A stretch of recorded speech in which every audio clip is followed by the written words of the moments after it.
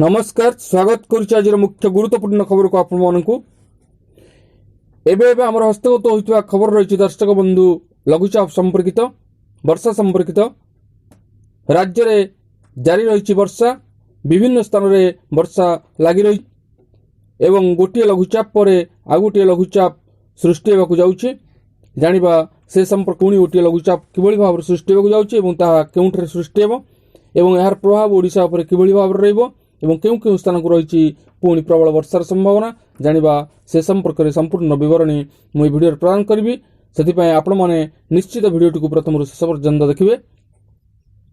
यदि वीडियो भल लगे तो पाखे लाल बटन निश्चित सब्सक्राइब करेंगे पाखे आसुवा बेल आइकन बजाय देवे ऑल नोटिफिकेशन पर क्लिक करने भूलिनी जहाँफल वीडियो आपण निकट में तेज आसतु जाना आज पाणीपाग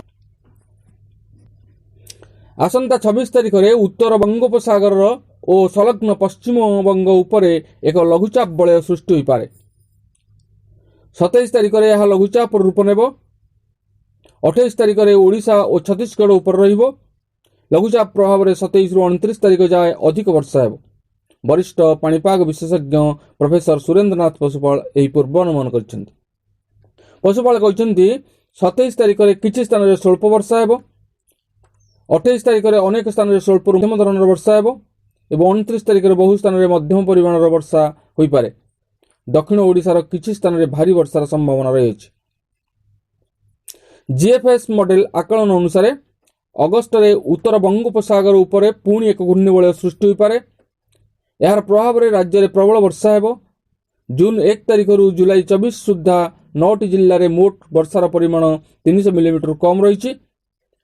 नियंटिया वर्षा जो बालेश्वर भद्रक केन्द्रापड़ा जगतसिंहपुर पुरी केन्दुझर मयूरभंज झारसुगुड़ा और सुंदरगढ़ में धान रुआ और बेउसा करिबारे समस्या देखा देछि। आसंता 10 दिन में वर्षा बढ़िबा जुगु रुआ और बेउषण काम आगेइबो बोली से कहछन्ति। सेपटे स्वा जलवायु और परिवेश केन्द्र निर्देशक डॉक्टर शरद साहू कहछन्ति आसंता 27 तारिख जाए राज्य में अधिक वर्षा हेबो। ओडिशा एवं पश्चिमबंग सीमा उत्तर पश्चिम बंगोपसागर सृष्टि घूर्णिबलय प्रभाव में वर्षा लगी रहिबो।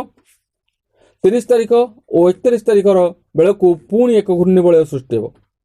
उत्तर और मध्य ओडिशा समेत अनेक स्थान में भल वर्षा हेबो। 25 तारिख रु 27 तारिख जाए वर्षा लगी रहिबो। 28 तारिख रु 30 तारिख जाए सामान्य कमिबो। 31 रु पुणी बढ़िबो वर्षार परिमाण। पाणीपाग विभाग पूर्वानुमान कहूछि 25 तारिख में कटक जगतसिंहपुर और केन्द्रापड़ा किसी स्थान में प्रबल रु अति प्रबल वर्षा हो पारे। यही सब जिलार विभिन्न स्थान में 70 रु 200 मिलीमीटर वर्षार संभावना रही। अनुगुल पुरी खोर्धा नयागढ़ बौद्ध सोनपुर ढेंकानाल कंधमाल बलांगीर और बरगढ़ में प्रबल वर्षार संभावना रही। 26 तारिख में मालकानगिरी कोरापुट नवरंगपुर रायगढ़ में प्रबल रु अति प्रबल वर्षा हो पारे। तेबे एथिला पाणीपाग संपर्कित एक विशेष गुरुत्वपूर्ण सूचना। आज एतिकी पुणी देखा आगामी वीडियो रे। रहुछि धन्यवाद नमस्कार।